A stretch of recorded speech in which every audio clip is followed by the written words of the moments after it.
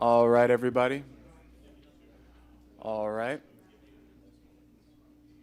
We're going to get started shortly. Our first committee, Business Management Committee, we don't have quorum, so we're going to move to the next committee to get started. And that's going to be Planning and Capital Program Committee. So I'll have Mr. Hudson come up and chair that committee.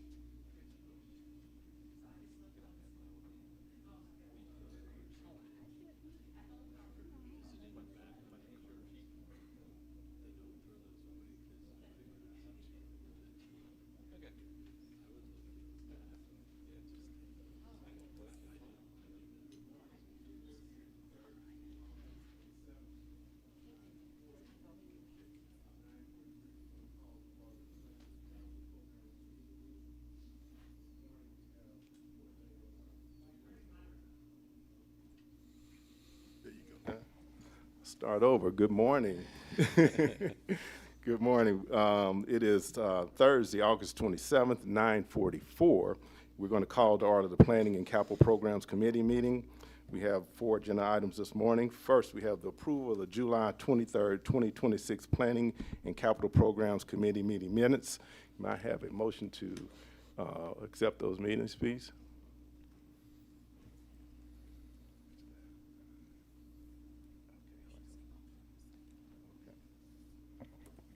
Motion has been moved by Mr. Frierson and seconded by Mr. Talley. At this point, I'd like to ask, is there any questions or discussions? Being none, I'd ask that this be voted on, please.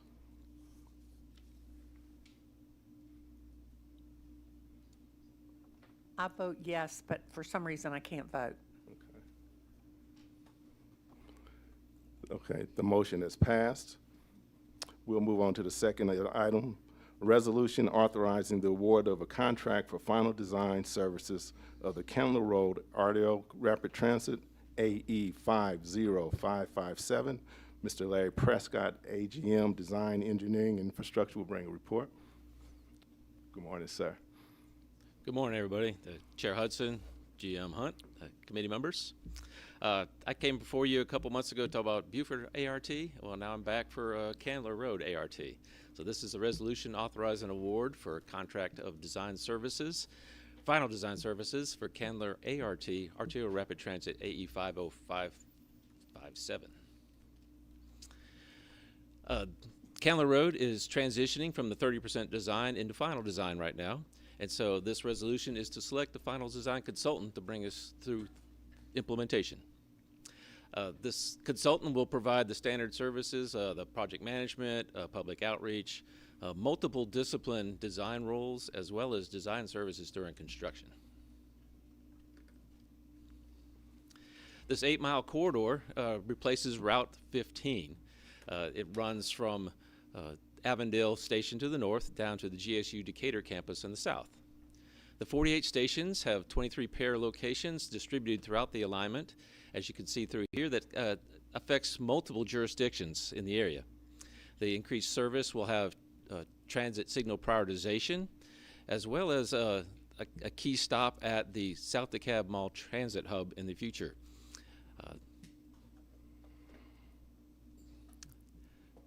Looking at the process, we came before this PCP committee and had the solicitation approved. The advertisement was out, and we received 3 respondent proposals from A&E firms. The Source Evaluation Committee reviewed and scored them, and then shortlisted 2 firms for oral presentations. After those oral presentations, the SEC selected the most qualified, and since then we have been in negotiations on the contract scope, rates, and then went through the internal audit process.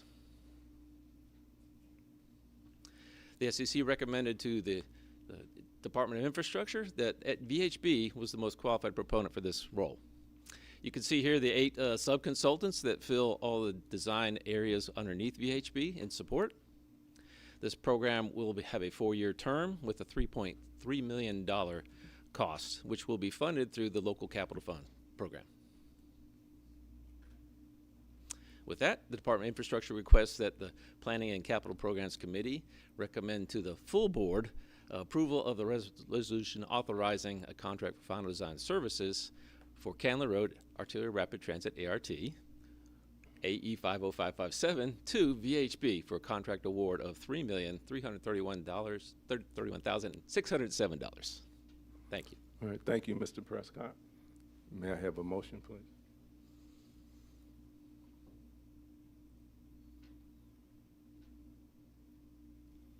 Motion has been approved by Ms. Jennifer Idle, seconded by Frida Hargrove. I now leave the floor open for discussion and questions. Mr. Fryson. Yes. Thank you, Chair. Appreciate it, Larry. This is something that we had talked about several years ago, and it's good to see now that it's moving forward to final design. I know that we had talked to the community, New Life community, and all the residents in that space about ART and the benefits of having a more frequent bus route doing that through that corridor. It should be really transformative for them.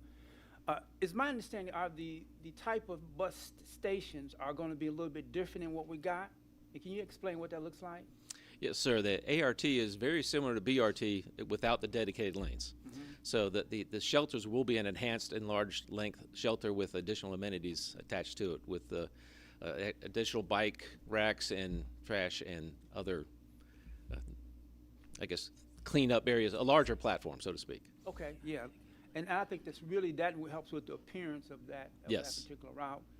And then when we talk about these traffic timing lights, what does that mean for the public that may not know what value that adds to this route? That allows the buses, when they come to a signal, to have a queue jump where they have a signal specific to the transit vehicle, so it's not stuck in that long line of backup.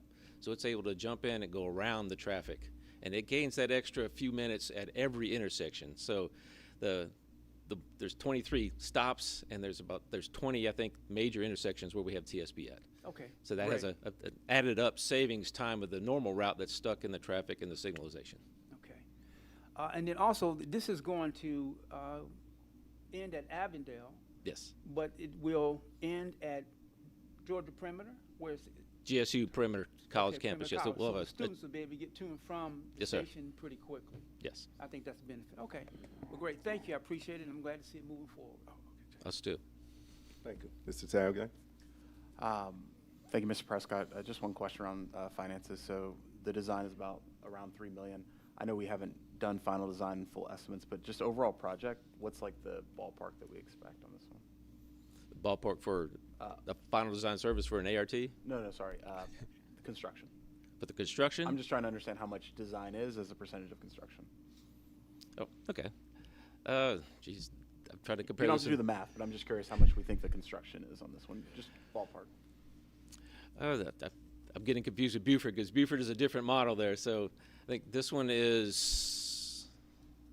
I can't remember, Jonathan. Yeah, I don't have the number right off the top of my head, but we will get it to you in the balance of the board so you can see it. Okay. Didn't have it on top. It'd be helpful, like when we talk about designs going forward, just to have it, just so we can sanity check that as a percentage of construction, we feel good about the design number. cost. Yeah. Okay. Ms. Idle. I think I'm stealing Ms. Pollock's question. Is it level boarding for ART like it is with BRT, or is it a step up? No, ma'am, it's a step down. It's a step down. It'll be a 6-inch curb, and then the buses will kneel or deploy the ramps when ADA is required. Okay. And for our ART routes, if, you know, political winds and people's cooperative spirits change in the future and we would have the ability to have a dedicated lane, I don't know, on this one or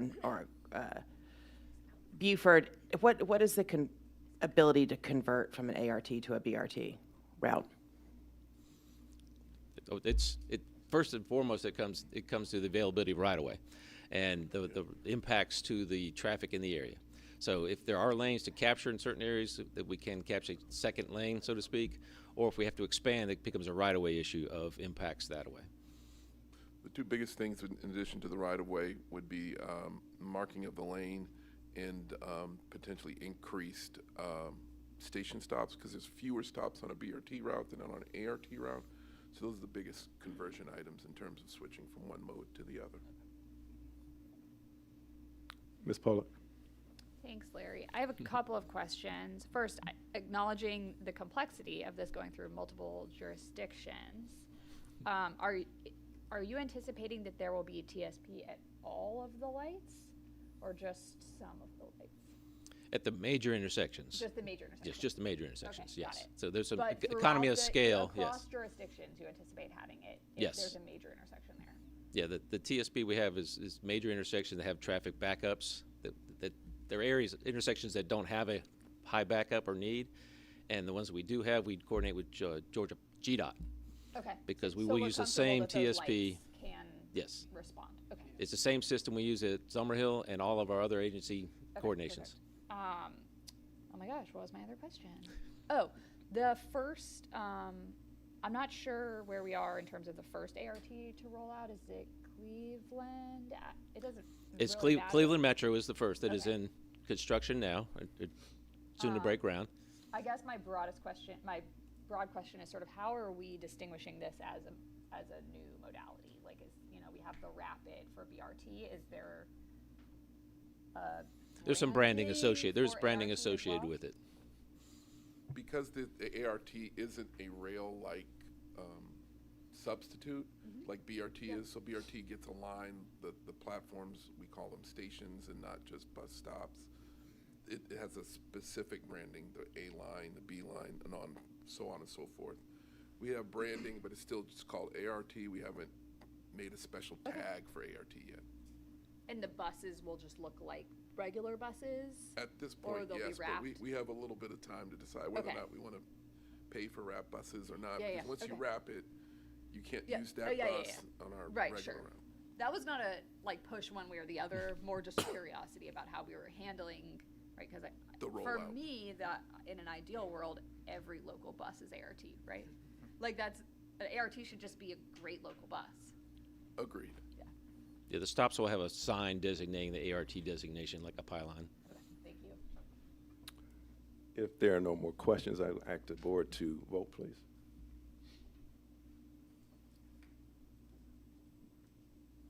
I'm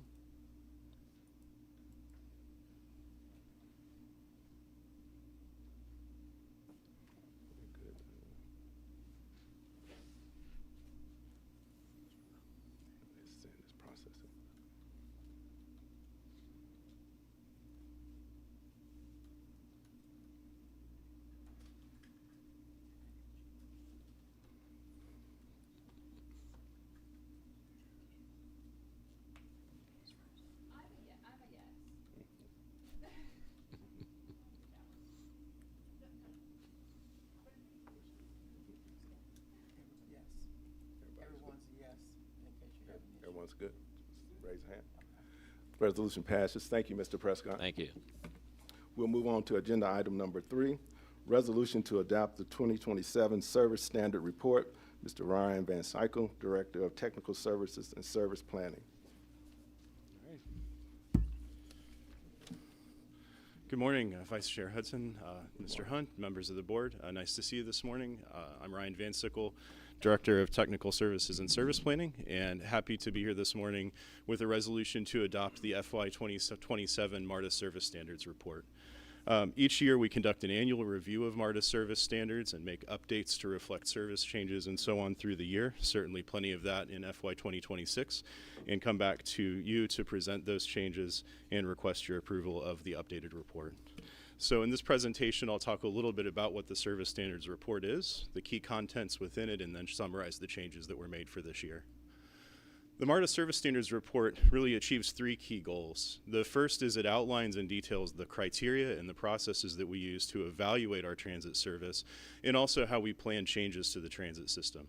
It ensures that we do this in an equitable and fiscally responsible way as we work to improve the quality and effectiveness of our services, and it also ensures that we meet federal and state mandates. Under the MARTA Act, we're required to adopt service standards annually, and under Title VI of the Civil Rights Act, we're required to have certain service standards in the first place. And so going through a few key elements of the service standards, they include guiding principles on directing our service change process. And really, those principles are that service changes should be made in order to maximize our ridership levels, to do that in an equitable manner, to improve the connectivity of our network and the different modes and routes within it, and to improve overall productivity and performance of the transit system. And while doing this, working to minimize the impacts to MARTA mobility service, which is somewhat dependent on the geographies and schedules of our other routes and lines. The standards also provide good general guidance on route design and how we build our schedules, how vehicles are distributed and allocated across the fleet and the network, stop and station spacing, and also the amenities that you find at those places and on our vehicles, as well as how you access transit and cleanliness for the system. Those four key service standards themselves in the document are the hours of service. The standards detail how we set hours of service and what customers can expect as far as when our routes start and end and how we make those decisions. Same for frequency. How often our vehicles run is detailed in the service standards for each of our modes. The standards explain how we measure capacity and how we determine when a vehicle is over capacity and requires mitigation for crowding. And lastly, it defines how we measure on-time performance and tell if our vehicles are running on time or if they're early or late. The last major element that I want to mention is the public hearing requirements, which are detailed in the service standards. So under the MARTA Act and board policy, certain types of route changes will require a public hearing process.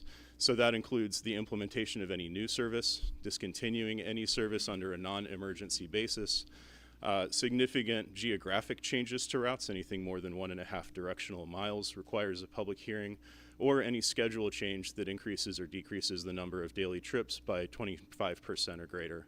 Also, any fare change or change to the fare structure requires a public hearing as well. So having covered some of the key elements within the report, these are the things you'll see year after year, then I wanted to detail quickly what the changes in the FY27 version were. And essentially, this was really intended to update for all of the progress over the last year, the implementation of the next-gen network, the Rapid A-Line, and MARTA Reach.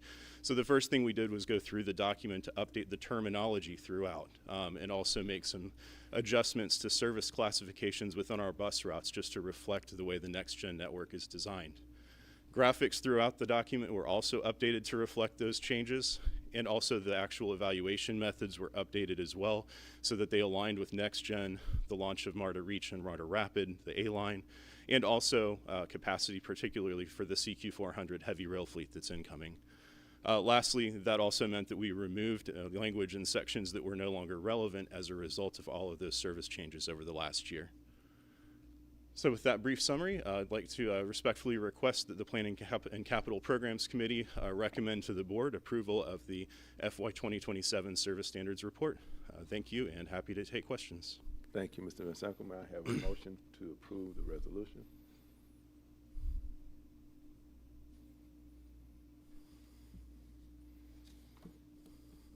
It's been so moved by Mr. Zagabi and seconded by Ms. Idle. Is there any discussion or questions?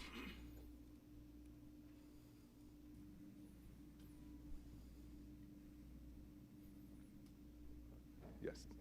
Ms. Poet? Oh, I'm sorry. I'm sorry. I can't see I'm his. jumping in line. Yes, Um, ma'am. I keep getting Ryan, thing this over is here. probably not a I question can't- for you, I and I'm can't see sorry for his that. thing. But since we're talking about service standards, I guess I have a curiosity around if we have like SLAs or service standards for maintenance issues or reports made at really the whole system, but broadly I'm talking about bus stops. So if somebody reports like an overflowing trash can or something, do we have a service stand? Do we track a service stand? Oh, it looks like Paul wants to handle it later. Okay, I'm sorry. Never mind. I have no questions. Thank you, Ms. Potter. Mr. Zagabi, I'm sorry, I skipped you first. All good, all good, all good. Thank you for the update. This is just a quick question. I remember when we got this before us last year, and kind of the commentary around it was this is a minor change or set of markups because fiscal year 27 will have BRT rolled out, and it'll be a more substantive change. Just from a materiality level, like how the summaries are very helpful and understood, but how much of a markup is this one to the standards? Certainly. I would say this is probably moderate compared to past years. Some years we've had very few changes at all, but a lot of the changes this year were the result of Next Gen. And essentially, a lot of it was reclassifying the bus routes. Previously, it was tiered into about 5 different groups based on the route designs or very specific aspects of schedules. We had a category for routes that only ran during the weekday rush hour, for example, or limited express routes that spent a lot of time on the expressway before doing some local service. And with the Next Gen changes, that was restructured, so we have a simplified set of route tiers.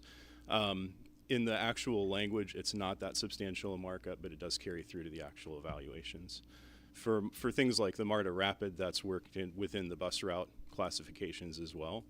And MARTA Reach is something that we did incorporate here, but it's something that we anticipate some additional content next year after we've got about a year of operation under our belts. Okay, very helpful. Thank you. Seeing that there are no more questions, may I ask this body to vote?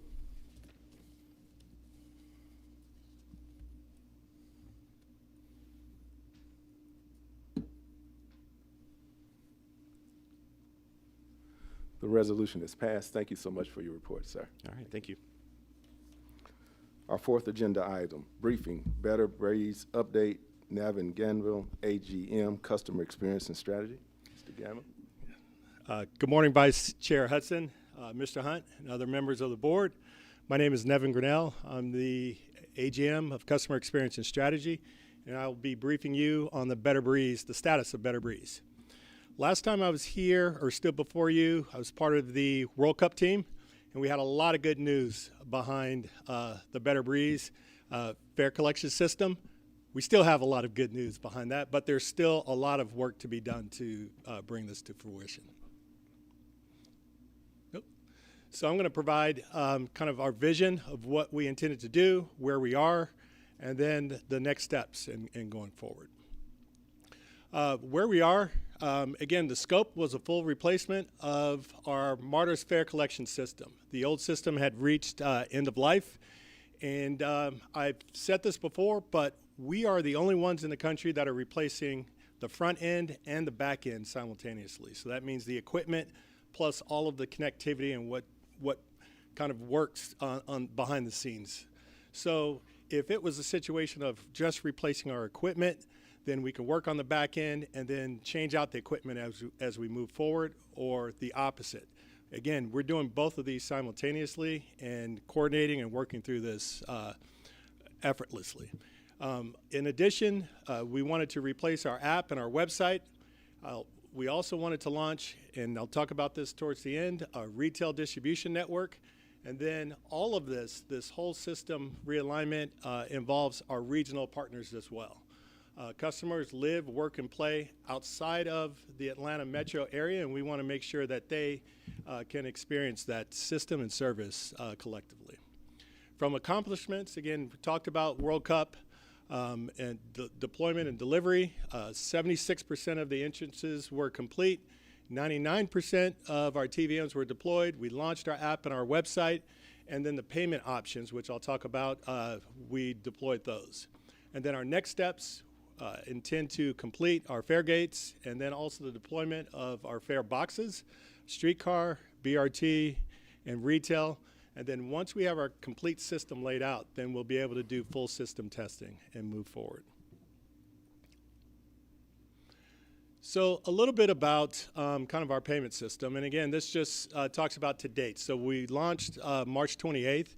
So March 28th through August 13th, we saw about 9.5 million total rides to date. And I broke this out by how customers were paying. So 53% used Breeze cards.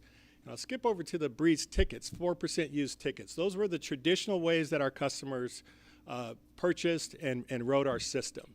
So 57% of those individuals, again, used the traditional way that they normally did before the Better Breeze. But the 43% used open payments. So they used their credit card, their phone, or their smartwatch. Again, 43% of those 9.5 million rides, if you think about that, no longer had to interface with the ticket vending machine, no more having to stand in that line and then get into potentially another line. They could go straight through those gates, and so that provided a more frictionless, effortless experience for our customers going forward. Now, mind you, a lot of this was during World Cup, but we expect to see more people to adopt open payments as we move forward. This is somewhat of an eye chart, but it's really about our tracking. So from our dashboard, we can see that we can monitor our revenue by channel and also look at our top products by revenue, as well as look at a daily summary of what's taking place from a revenue standpoint in our arsenal.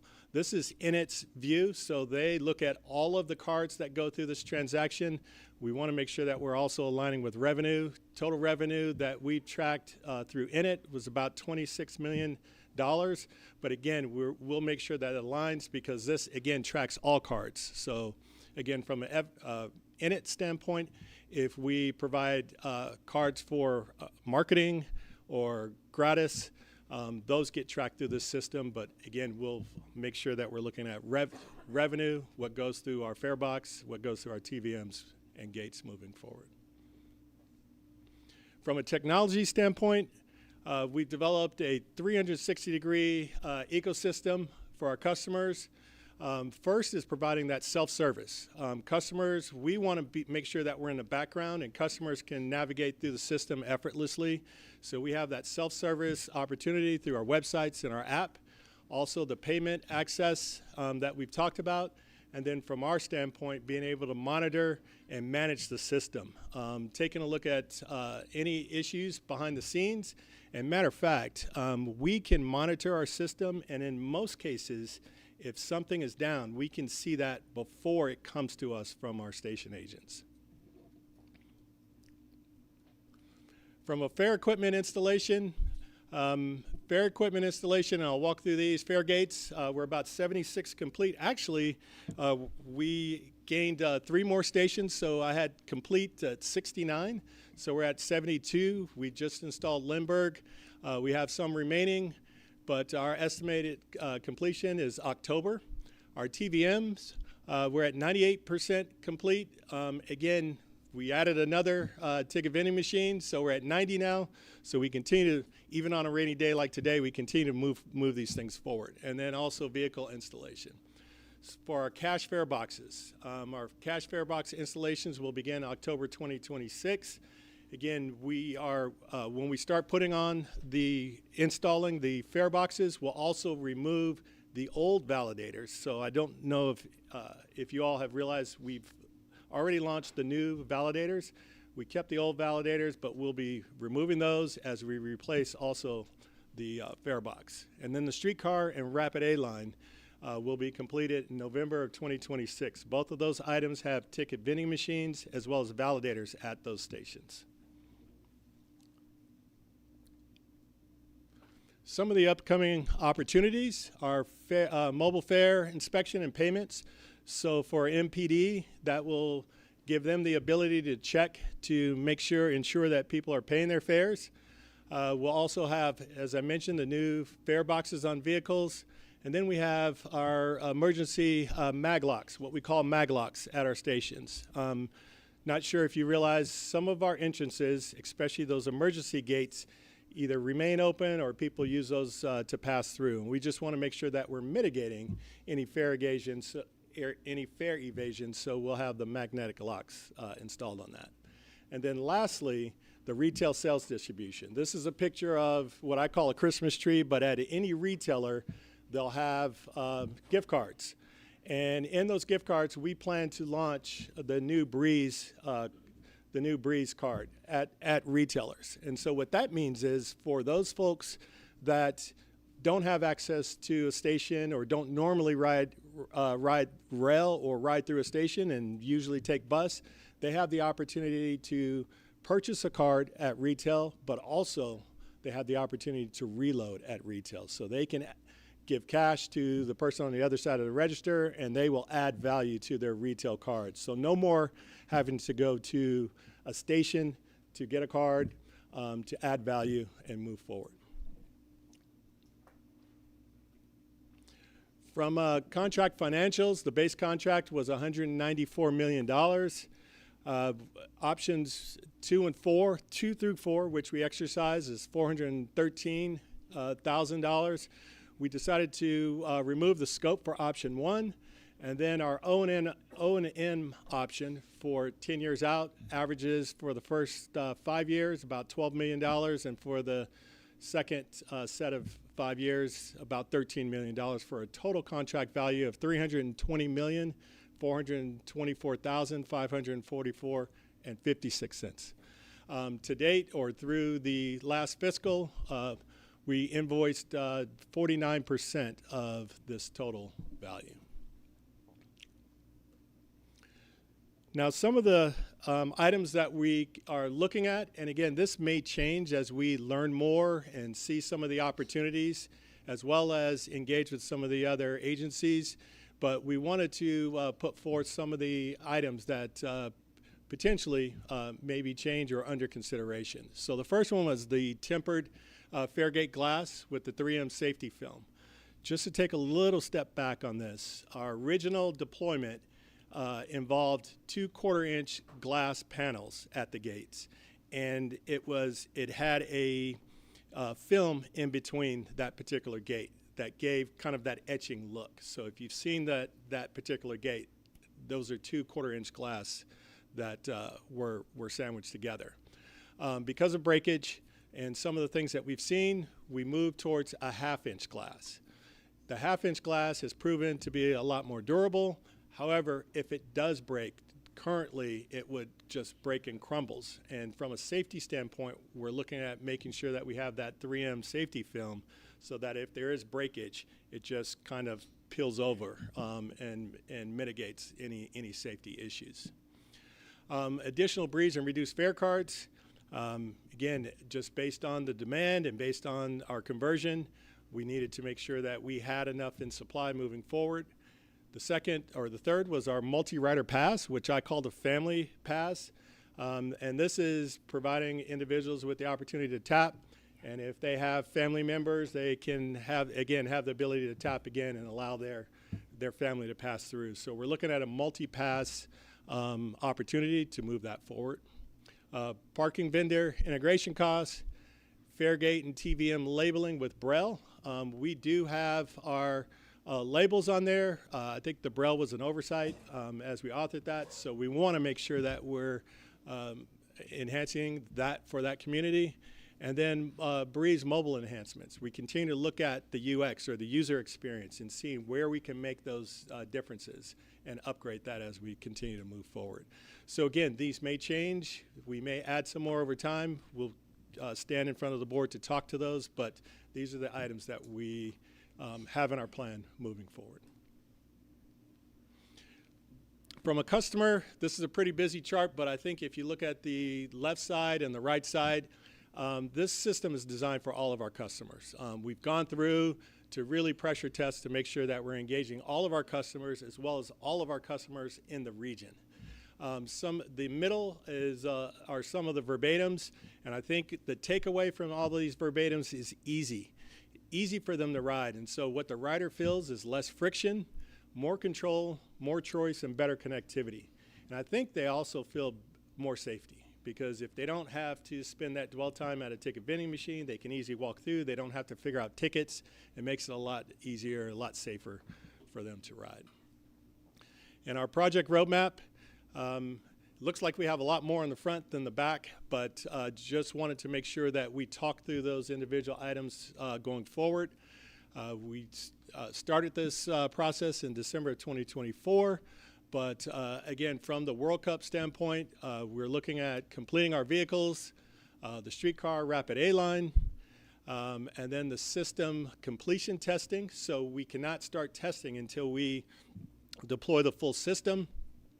We expect our full system to be complete in 2027 and full system acceptance October 2027. As you can see at the bottom, our completion date was December 2028.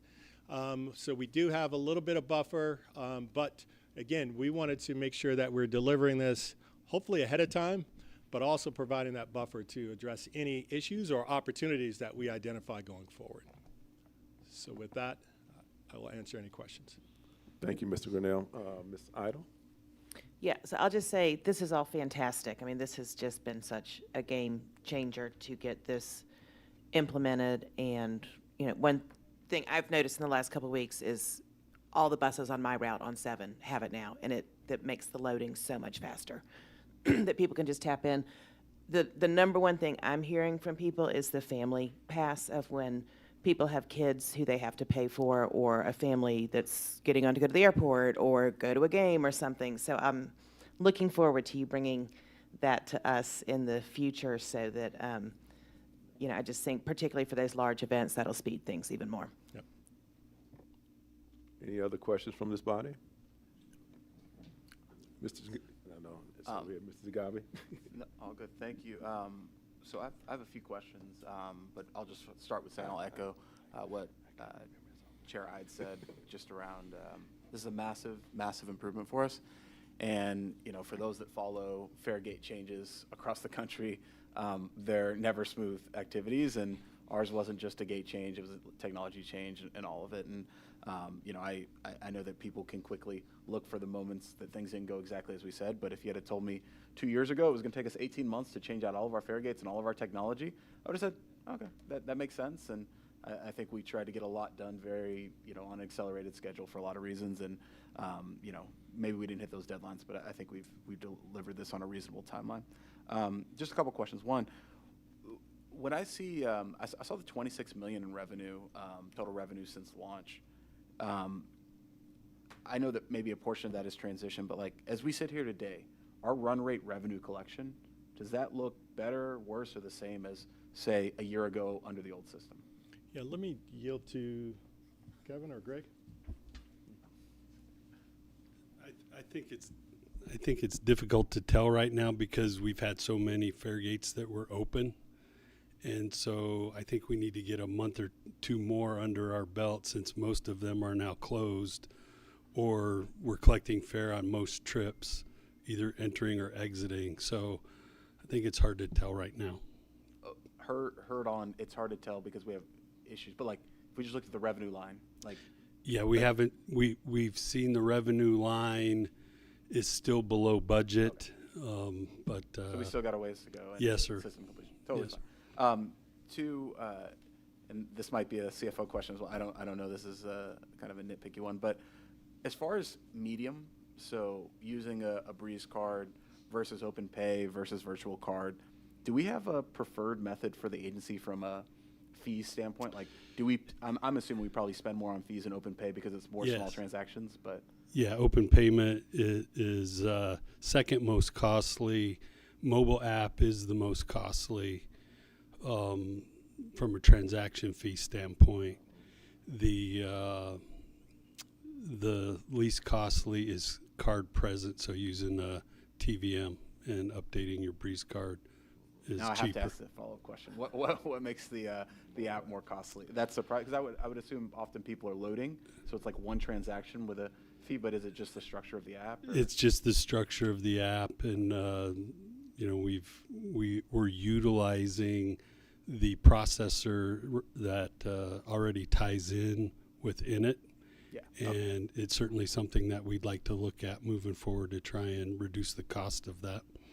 Understood. Two more questions. Next one is on the potential additions. Like some of those I look at, and if you ask me as a person sitting on the board, not knowing all the things we have going on in the organization, I'd be like, why don't we just greenlight this like tomorrow? Like, you know, the Braille or the multi-rider pass.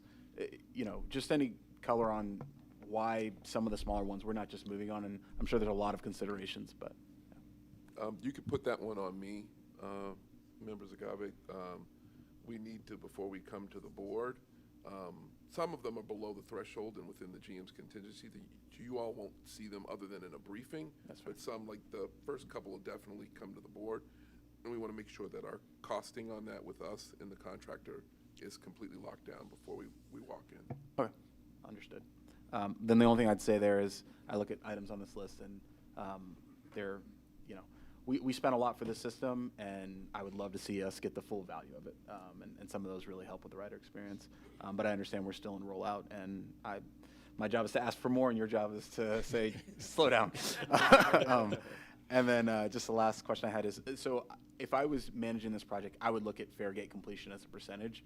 I heard a different number, and you might have been saying this, but what about station completion? So like what percentage of our stations are fully complete from a fare gate standpoint? Because that's really where we're going to have avoidance and pieces like that. Yes. Gosh, I'm trying to think offhand. I think it's north of 80% of our stations are complete. And then I will say that all of our stations now are the remaining stations are in some form of construction. So by October, 100%, but I think it's slightly north of 80% of the stations. Okay, great. Thank you very much. Yep. Ms. Jones? Thank you. So a few questions. Piggybacking off of Jacob's question, of those fare gates that are complete, how many are fully functioning? As far as are still online, still capable, are we seeing any issues with breakdown as we were in the past? So all that are complete that I've reported are functioning, okay? However, I will say that on a day-to-day basis, we could have some issues or things that we see in the system that we have to address. So again, just like most things that are relatively new, we're working through the kinks and getting some of those things addressed, and then also finding those commonalities of potential things that we need to solve for. Gotcha. And then my second question regarding the Braille labeling, what are we doing to ensure that that type of oversight doesn't happen again? So you said that we have to go back and install the Braille, right? So yes. What are we doing to make sure that that type of miss doesn't happen again? Because that's definitely a miss. Yes.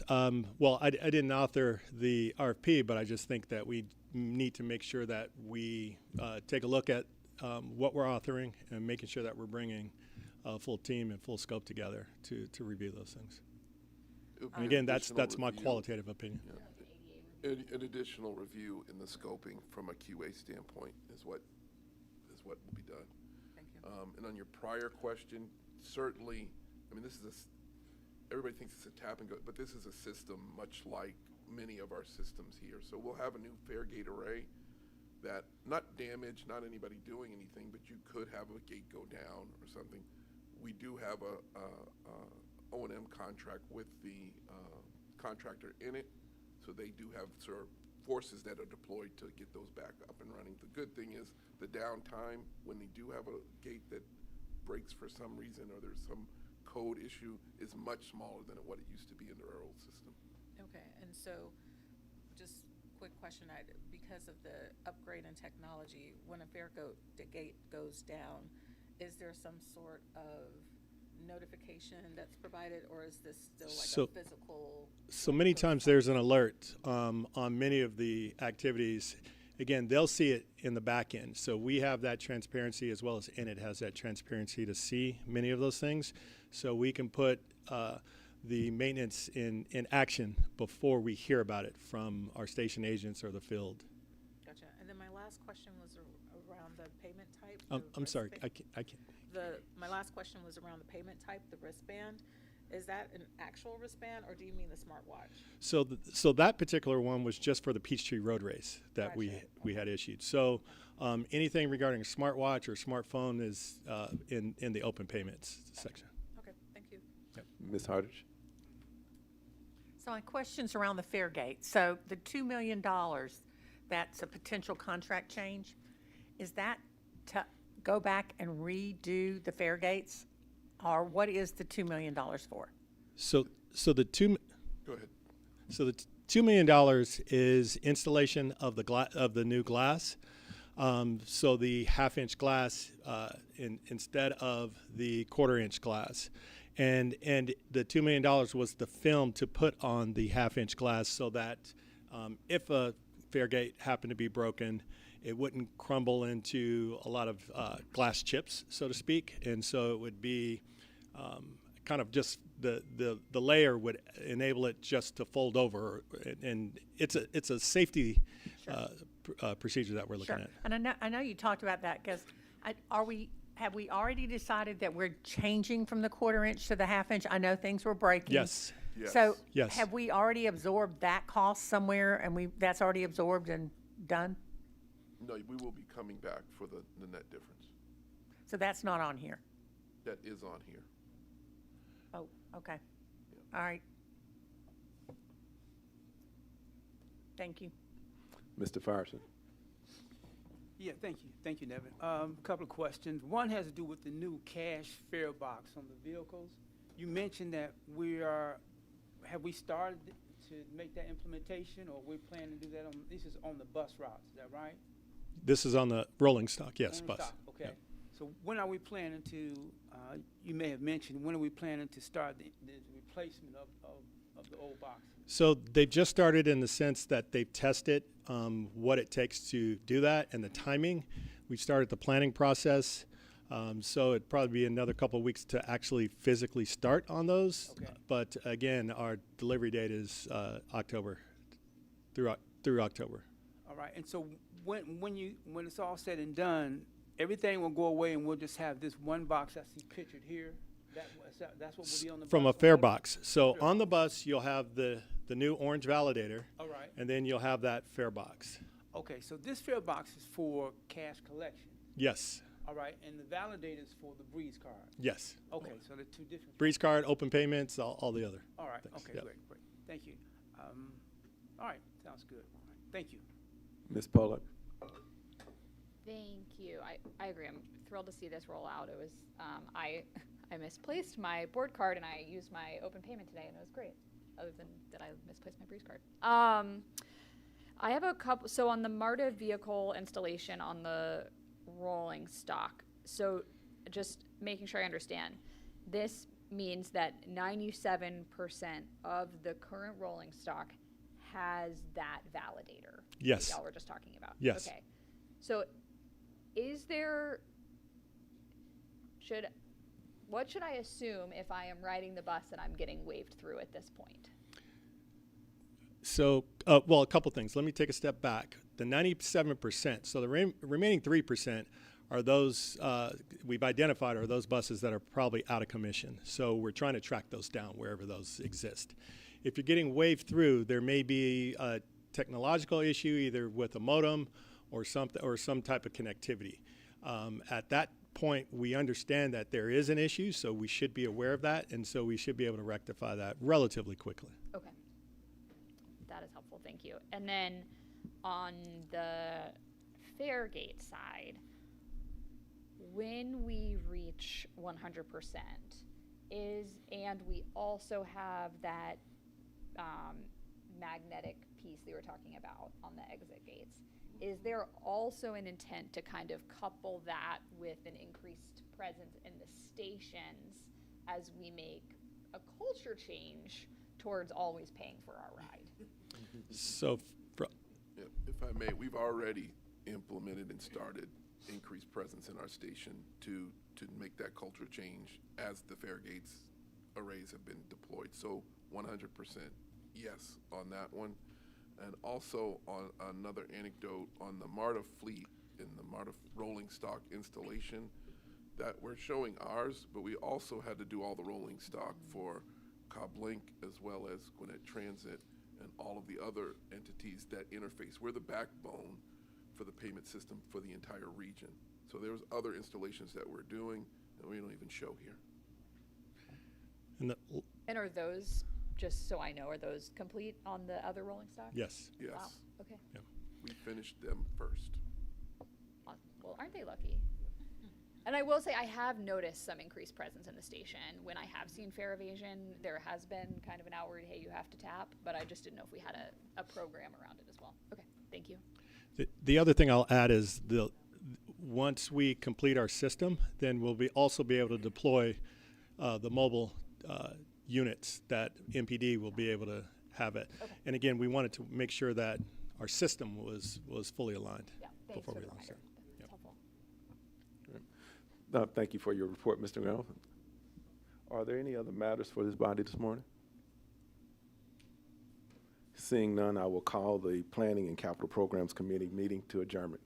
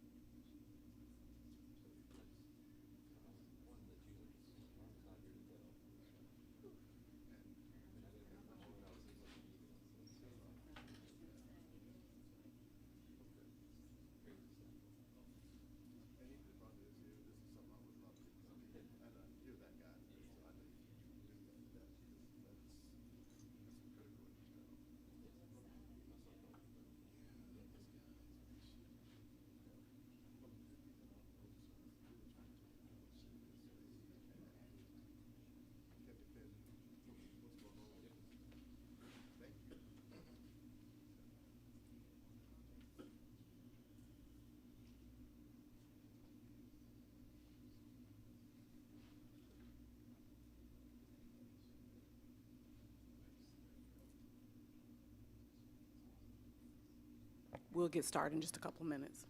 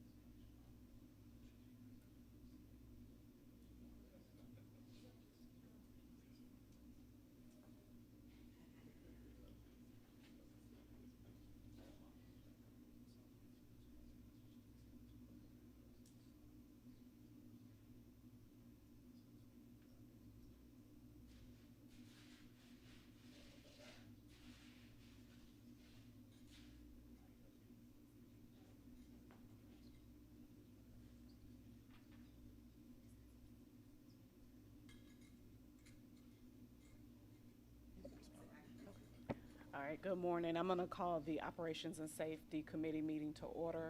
Can I get a motion to approve the July 23rd minutes? Okay. All right, it's been properly moved in second.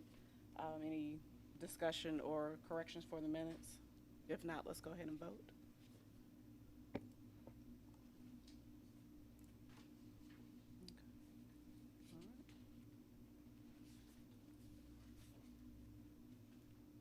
Okay.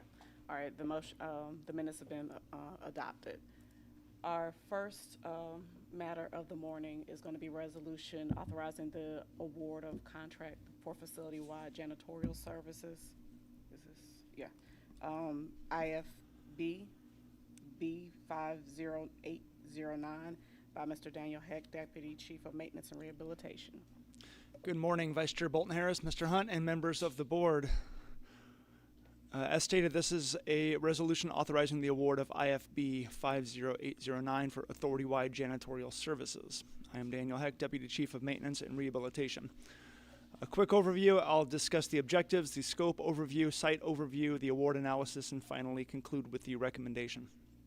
The objective of this resolution is quite simple: to obtain a service agreement for routine daily janitorial tasks and periodic cleaning services in support of our many operating facilities, excluding the headquarters facility that we're in right now. This is an example of some of the sites that are included in this contract. It includes some of our electric power and equipment facilities, police precincts, transportation centers, cash facilities, and others. Again, sample locations. This provides general janitorial and periodic floor care services across various MARTA facilities, including office space, conference rooms, lobby areas, restrooms and locker rooms, warehouse storage, and other areas in our administrative and operational facilities.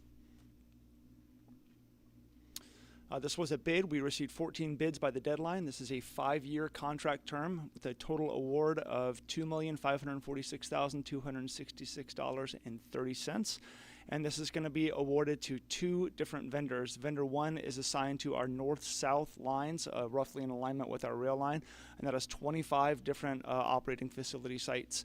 Vendor 2 will be assigned to the east-west line, and that is 13 operational sites, for a total of 38 sites under this contract.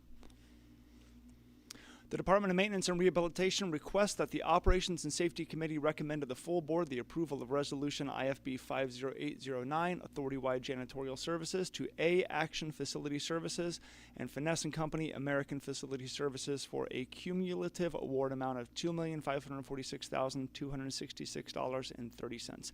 And one final note, one of these vendors is already a partner with MARTA, so they're familiar with our processes. Thank you, and I'll take any questions you have. Okay, thank you, Mr. Heck. It's been moved and seconded for the recommendation. Is there any discussion or questions for Mr. Heck? Oh, Chair Ide. Oh, no.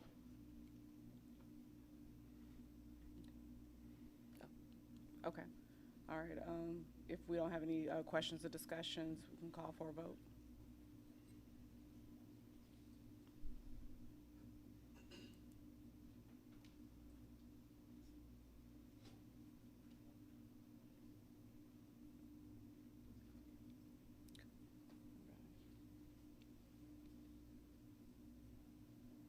Do we all get everybody?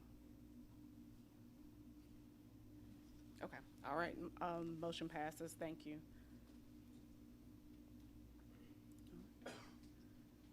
Our next item on the agenda is briefing for the proposed bus service modification for December 2026 by Mr. Ryan Van Sickle, Director of Technical Services and Service Planning. All right, good morning, Vice Chair Bolton Harris, General Manager Hunt, and members of the board. Happy to be back this morning to brief you on give you a heads up on the proposed bus service modifications for December 2026. I'm Ryan Van Sickle, our Director of Technical Services and Service Planning. And so I'll cover some background about our service change process briefly at the start, talk a little bit about the fine-tuning that we're already doing on the new bus network before getting into the highlights and details of the proposed changes for December, closing out with the next steps. So, as you may know, we work continuously to improve the performance and the efficiency of the bus network and our rail services. We are able to make planned service modifications 3 times a year through our markup process, also shown here, titled as the service change cycle. Essentially, we listen to feedback from customers, from operators and stakeholders. We look at data, performance data such as ridership and on-time performance, and we use that to develop proposed changes. When they qualify as major under the service standards, then we hold public hearings and do a public engagement process before we finalize those changes based on what we've heard and come back to the board to request your approval for the changes. If the board approves, then we implement them in the next regularly scheduled markup. All of that takes roughly 4 to 6 months, depending on how many changes. It could be a little bit longer if some of them are complex. But we do this process constantly and implement 3 times a year. So while I'm here mostly to talk about the December changes, I do want to mention that we are already fine-tuning the new bus service. Just this last Saturday, we had our August markup and made a number of changes to try and adjust the initial rollout of the next-gen bus network. So we had schedule tweaks on 22 routes to improve on-time performance. Most of those are just fine-tuning the amount of travel time between time points on the routes. We also refined the routing on 5 routes based on feedback from our operations team, also as construction activities wrapped up in different projects around town that allowed us to put our routes into kind of a final state. And more behind the scenes, but with performance data and ridership data on MARTA Reach, we've been able to better adjust the allocation of our Reach fleet across the 12 zones. So that doesn't change anything that customers should expect from us. The wait times and things like that are the same, but it does mean we were able to better match how we're deploying our resources to be efficient.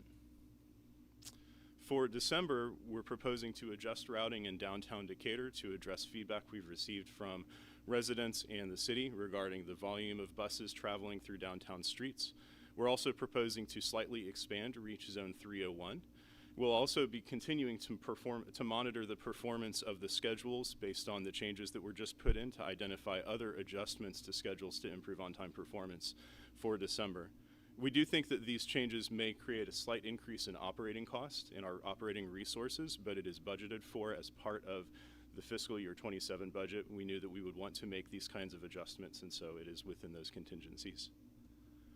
So getting into the details, and there's kind of a lot going on with this map, so I'll try to describe the current Decatur service first. With the rollout of the new bus service in Decatur is really focused on connecting service coming into the Avondale and Decatur stations, which saves riders a transfer and quite a bit of time when they're going from one bus route to another.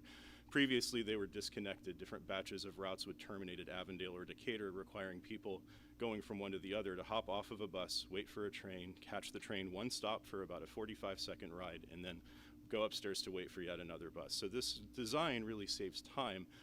The functions were really centered around the intersection of East Ponce de Leon Avenue and Church Street, kind of in the heart of downtown Decatur.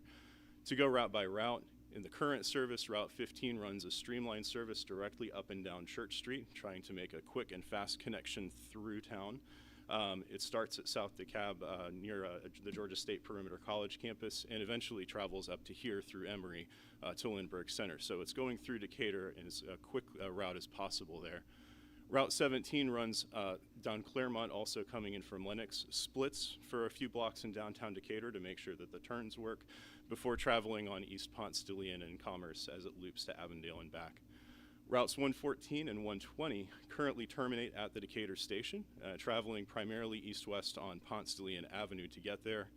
And routes 75 and 118, which have that extra red circle around them, those are 2 routes that are coordinated with their schedules so that they provide an even 15-minute service together through downtown Decatur. They also travel on East Ponce and Church, heading north to Suburban Plaza before ultimately going to Stone Mountain and Tucker, respectively. You'll also notice there's some one-way arrows on this map, and these routes really run in a big loop from Decatur to Avondale and back as part of that structure that helps save people that transfer. So the proposed service is shown here.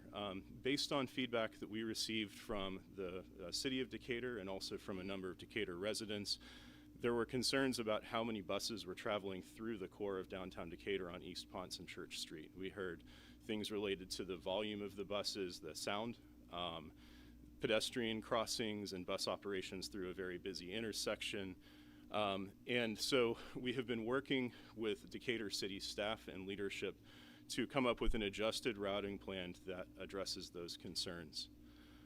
What you'll see here is a proposal to shift Route 15 off of Church Street to the west side of Decatur Station on Commerce Drive. It would then enter the Decatur Station bus loop. We've certainly heard some comments, as I think has the board, about folks who have talked about the stops on Church Street not having amenities. This would resolve that and give those folks shelter and seating. It also would shift routes 17, 75, 118, 114, and 120, essentially the rest of them in Decatur, to operate around the core of downtown on Commerce Drive. The final change you see here is something that we're looking at. You'll see pending a safety review that will be done. We are looking at breaking up that big one-way loop to allow us to operate a couple of routes on East Ponce and another route on East College in both directions, which still achieves that connection goal that we want, but is a much more understandable and convenient pattern for customers. And so if that safety turn works out, then we'll be able to restructure the loop into the two-directional service that you see on the map here. In West Atlanta, we are looking at expanding Reach Zone 301 to cover part of the Mosley Park neighborhood. This is an area that was previously served by Route 813, and with that, the discontinuation of that segment of the route in the new bus network, we heard loud and clear that this was a hardship for folks, especially at the Berean Village Senior Apartment Complex. So we were able to determine that we could slightly expand that zone with the existing resources on Zone 301 to provide that coverage service. So those are the key changes proposed right now. We have developed these. We're scheduling a public hearing for mid-September. It'll likely be Monday, September 14th. And based on what we hear there and any other feedback we get, we'll come back with a finalized set of changes for the board in late September to the committee, and then for full board adoption in October. And if the board approves, then we will move forward with those changes for a rollout on December 12th. So that concludes the presentation. Happy to take any questions. Thank you. Let's see. Mr. Hunt, you want to go first? Yeah, I just wanted to take a quick moment before we get questions from the board to really thank the team on the downtown Decatur changes. That's a result of some extensive outreach. Our C team, Ryan personally, I know Mr. Lopes personally, walked all of downtown Decatur with residents and with members of the leadership of the city of Decatur. So thank you very much. And also, I want to thank the entire C team for joining me when we went out to do some listening at Berean Village and other folks on the west side near the Westlake Station around the reach changes. So I just want to take a moment to thank the team. All right, Ms. Pollock.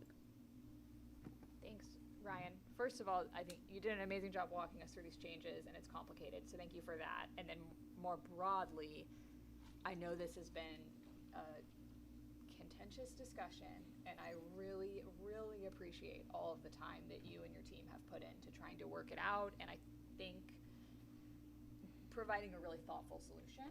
So thank you. I have just a couple of quick questions.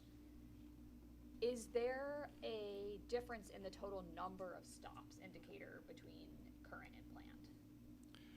There would likely be. I think in the affected section where we would be removing service from those few blocks of East Ponce and the few blocks of Church Street, I think we have a total of 8 stops. I have a colleague in the back giving me a thumbs up, so that's great. We will be also looking, along with the adjustment, to probably add a few stops on Commerce Drive, something that we'll be coordinating with the city of Decatur just to make sure that everything is in tune. Okay, thank you. Is Decatur supportive of this new change? We believe so. We met with them. Yeah, we believe so. We've been getting comments all the way up to as late as Monday afternoon. Okay. But we believe so. Okay, thank you. And then the third, y'all have made a lot of changes in this. And this is probably a couple steps down the road, but is there you've aggregated a lot of buses onto Commerce, which is a wide road that can handle that, in my opinion.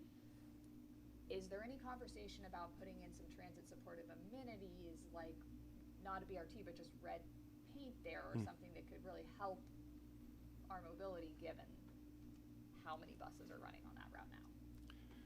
I would say not yet, Okay. just because this has been a pretty rapidly evolving Okay. discussion with getting the arrangement worked out for Decatur, but I would it'd love certainly be. to see that conversation progress. If this works out and we get to the next markup and things are going well, I would love to have a conversation about what we can do to make sure that these rerouted buses are really seeing some mobility gains. Great. Thanks. Oh, Mr. Zugabe. Thank you, Ryan. Thank you for your continued work. I appreciate it. I'm so happy we have a new bus network, and I'm even happier that we're optimizing it further. So this is awesome. I have two questions. Question one, and I could be interpreting this wrong, so if I am, just let me know. But I read this as part of the markup is adjusting our van allocation within our zones of microtransit. My question here is, in my experience in microtransit, that's an operational decision, and I guess the question I would have is, are we overly constraining ourselves by making van allocation per zone part of our markup series, rather than saying like we're going to allocate vans to demand across our zones so that we can serve it? I just say, like, are we putting barriers on ourselves as putting it as part of this process that might keep us from being as nimble and effective as possible? You might come back and tell me it's required, and Jacob, you don't know the FTA guidelines, but I would just challenge, like, have we put something into our framework that we didn't need to do that might be tying our hands and not allowing us to be as responsive? No, that's a great question. With the way that the vans are allocated currently, I mean, so we do have to build schedules and operator shifts for the reach service. And also, Chief Lopes, if I am missing a nuance here, feel free to jump in. But as part of that, that also helps us determine where they're based out of and so on. It doesn't completely restrict our ability to move vans around. So if we see an area where, and for this, we did make some adjustments as part of the markup.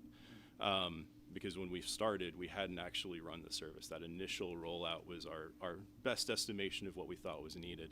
But there are some processes with our vendor where we can, and the software that manages the on-demand service can add flexibility to move vans from zone to zone. If we see a spike in demand that the allocated vans can't handle, there is a way that they can be reallocated kind of real time to help address that. Okay. I would just maybe say, as y'all think about it, having managed these on behalf of transit agencies in the past, I know that the transit agencies had zero understanding as to how many vans were going into what zone, and it was kind of left to the operator to say, serve the customers well. And I just don't want, like, my hope is y'all aren't putting more rigidity than you need, and Sure. like that's your decision to make and serve customers as well as possible. I wouldn't feel like we have to ever go till December to decide where we need to allocate vans into what, because that's not, I just don't think it's required. You can serve the customers better. So just a thought there. And then two, on vehicle type. Now that we're into this a little bit, my hypothesis is that we've noticed that the vehicles are not as filled as we would expect, because microtransit generally has 2, maybe 3 people in it.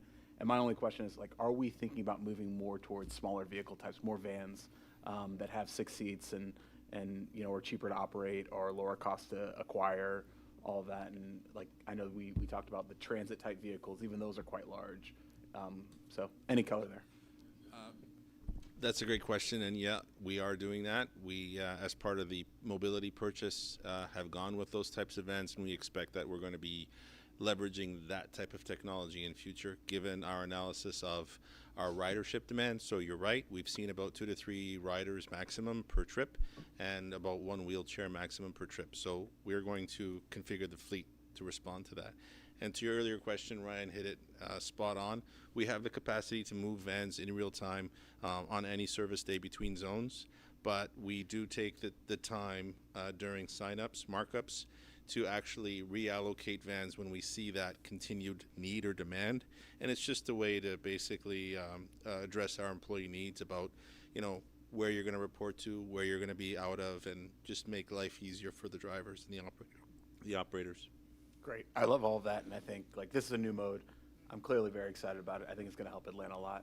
The last thing I would just say, as y'all think about those fans, I don't know how you're framing it, but in my experience, like, you have a fleet that serves a zone, or you have several vehicles in a zone. I believe today all of our vehicles in Reach are wheelchair accessible. And I would challenge us to say we should have a mixed fleet. Like, you should always have wheelchair accessible vans in the fleet. The level of service should always be the same. but in my experience, like in zones, we'll have 8 vehicles, 2 will be wheelchair accessible, 6 will be normal vans. And it actually allows you to, 1, lower cost of the total fleet, but 2, you still are able to serve those rides very well, and just make sure you always have a few wheelchair vehicles in service in a zone. Yeah. But you know, it's a fraction of the cost, given we know that every ride does not have a, yeah. We have additional plans that we will flesh out in terms of how Reach is integrated within the overall service, you know, moving forward. But our first priority was to get the Reach service out, stabilize it, see what demand is like, and then in future we can work towards fully integrating and optimizing every vehicle in our fleet under more of a family of services approach. So hopefully we'll do that. We can have those discussions. There's benefits and risks both ways, and I hear exactly what you're saying, but we'll have to analyze the data before we make those decisions. So you're right. Understood. This is the fun part. Now we optimize. So, That's right. Yeah. Thank you. Thank you. Ms. Jones. Hey Ryan, thanks for the update, very informative.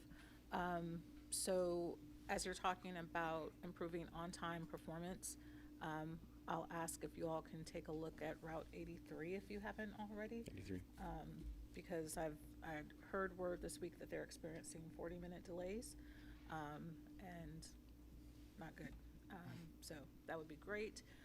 And then secondly, regarding the MARTA Reach expansion in West Atlanta, excited about that.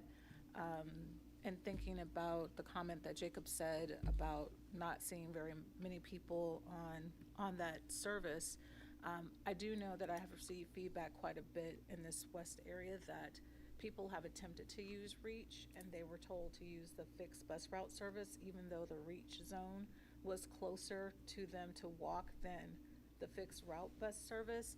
So potentially there's an opportunity there for more of that service usage.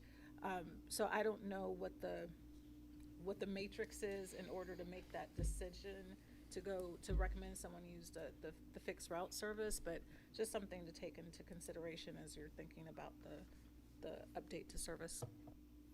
Certainly. I appreciate all of your thoughts. I think with that, the software does have some controls. If you are trying to, if you're on the boundary of a reach zone that is served by a continuous fixed route, there are some controls. If you're trying to just use reach to avoid taking the bus that's already there, especially if it's coming soon, it may redirect you to fixed route service instead. But we also have heard and seen some customer issues where it may be telling them to wait or walk further for a different bus than the one you might think, or things of that nature. So we have been working through some of those with the vendor as we hear them to try and make sure that the software is calibrated and functioning properly. Chair Hyde. Yeah, as far as reach, I think we have a little, I am super excited about it, but I think we're way too early to sort of determine ridership issues, because I have talked to numerous individuals, schools, businesses in the Candler Park, Edgewood area who are, feel like they lost their service on the 2 along Ponce or something, and still don't understand how to do reach and how to do reach if there's a group of students at a school that all maybe should ride, together to the train station or something like that. So I think we need to continue to do outreach in those areas before we make any determination on usage at this point, because, in the last week, I've talked to, 4 different groups of people in that zone, in that old Route 2 area, who weren't aware that reach was intended to fill their gap. Thank you. Sorry, I just have one comment I wanted to clarify, because I said something, I want to make sure nobody interpreted it as a knock on the service. I actually think people are riding the service. I think our ridership has been good, and we got a ton of room to grow. The comment around not as many people in the vehicle at once was more around the dynamics of microtransit. Like, when you have a microtransit service, you tend to not get more than 3-4 riders in a vehicle in aggregation, just because of how the algorithms tend to aggregate people. So it's not a knock on the service not being successful at all. I think we're getting ridership, love it. It's just that you tend to not put 6 people in a microtransit vehicle often because of the dynamics of routing and time and all of it. So that was the only comment. Okay. Any other comments? thank you, Ryan, and for the entire team for the, this is a lot of work that you all are doing, and I hope that the customers understand that, you know, reaching out and letting us know about the ways that we can improve the system is helpful. So I thank you guys for your work on this one. All right, thank you. All right.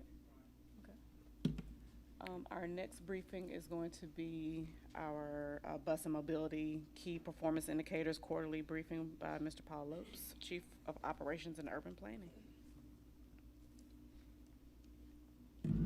Thank you. Good morning, Chair Bolton Harris, CEO Hunt, and board members. My name is Paul Lopes. I am the Chief of Operations Urban Planning, and I'm here today with the Key Performance Indicator Briefing for Bus and Mobility. We'll start with our, in the usual order, with our safety KPIs. First up is our mobility collisions per 100,000 miles. These are the number of collisions involving mobility vans per 100,000 vehicle miles operated. A collision is an accident in which there's an impact of a vehicle with another vehicle, object, another transit vehicle, person, animal, or object. Our target here is 2.5. The lower we get, the better we perform. We are on target for June. A lot of it is a combination of the activities I've been saying we take every time there is a preventable accident, when we follow up with operators and we provide additional training to make sure that doesn't happen. So that helps keeps it down. And some of it is just fortuitous. As I've mentioned before, a lot of the accidents we get into are non-preventable.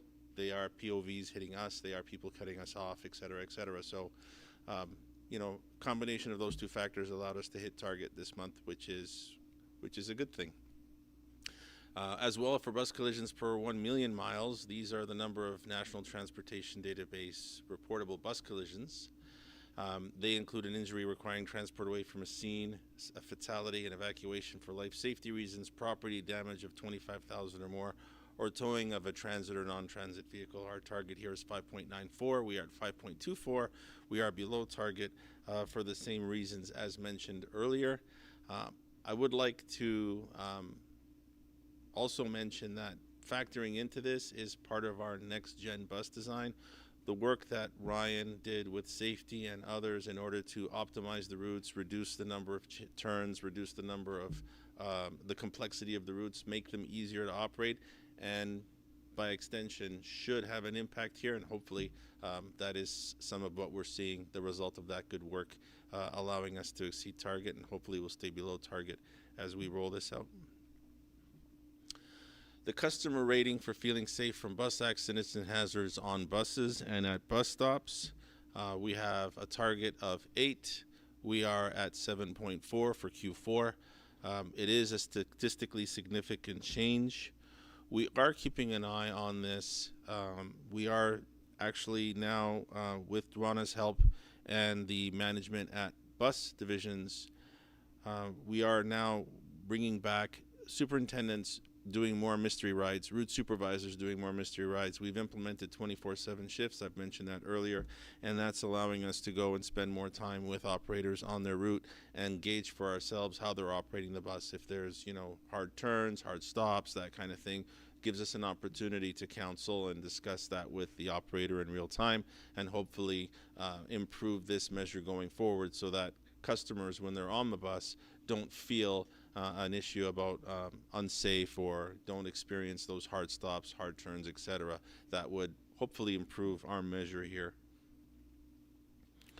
The next one is customer rating for feeling safe from crime on buses and at bus stops. There is a statistically significant drop in Q4. We went from 7.08 last year to 6.58 this year.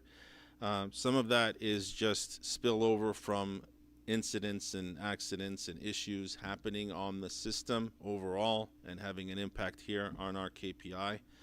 I would like to mention that Chief in MPD will be instituting bus patrol. Now that we're getting our numbers back up, we will see officers on motorcycles along routes that have been highlighted for issues related to crime or any customer complaints. And so the officers will be riding along on those routes, boarding buses more frequently, and attending to bus stops to see if there's any issues that they can help ameliorate. So hopefully that measure will have a better impact with that metric. Next up is clean, and that's our customer rating for bus service cleanliness. And this is the average customer rating for cleanliness on buses and at bus stops. And so, Ms. Pollock, you had a question earlier about, what we're doing for bus shelters and bus stops and how that's being impacted here. I would like to mention that Sean Thomas and Brielle Coleman in our facilities department have been doing an incredibly excellent job in the last 9 months, borrowing, stealing, bending arms, twisting ears, just to get all the resources they need ahead of the program that we mentioned from Adele coming in and becoming operationalized in September, to make sure that we keep up with that cleanliness. I think during Adele's presentation, we showed you a picture of cleaning of the trackway and how, perfect that looked. We are cleaning and servicing upwards of 1,000 bus shelters a week. In a 2-day period, we'll do about 300 or 400. We keep trying to stay on top of it. We keep trying to stay ahead of it. In some cases, we can't get to the cleaning because we do reach out to Hope in order to help place unsheltered individuals. So we, in some of the articles we've been seeing and some of the things that have been reported, there are suitcases, there are other things. It's obvious that in those cases, there is somebody who's in distress, somebody in duress who needs some help. So we don't just go in and wipe everything away. We do try to do it empathetically with the people involved and help them get replaced. It may mean that, the shelter doesn't get as cleaned as quickly as people would like, but we do attend to the shelters. On that point, Daniel and I, along with the IOC, we've moved the Maintenance Control Center up to our Integrated Operations Center. In doing so, we are now able to have real-time purview within IOC of customer complaints coming and being able to react to them. Also integrating that with the feedback we're getting from our operators. Our operators, when they see bus shelters that need attention, will flag us via their interface. And so, tied to those changes, we've developed a template that we're hoping to roll out in the next little while. So the MARTA app now includes the ability to report for cleanliness issues. Customers can download the app, they can report a cleanliness issue whenever they'd like. What we're hoping to launch is feedback in near real time to a customer to say, here's your ticket number, here's where it's been assigned to, here's the expected resolution time. So basically it is a service level agreement between us and you when you've instituted that complaint or that issue. So hopefully that will make us more accountable, and that will be more transparent, and customers will have a better feeling about how we're trying to stay ahead of all the cleanliness. So expect to see those in the next little while. And hopefully with that ownership will come a better performance here. In addition to that, we're working with customer experience to incorporate customer feedback. What I'd like to do, and I don't know if it's possible, we're trying to work it out, is basically when you report something in or around where you've reported it, we'd like to be able to post something to say, hey John, we've heard you, basically just like the service level agreement that we're going to be sending out.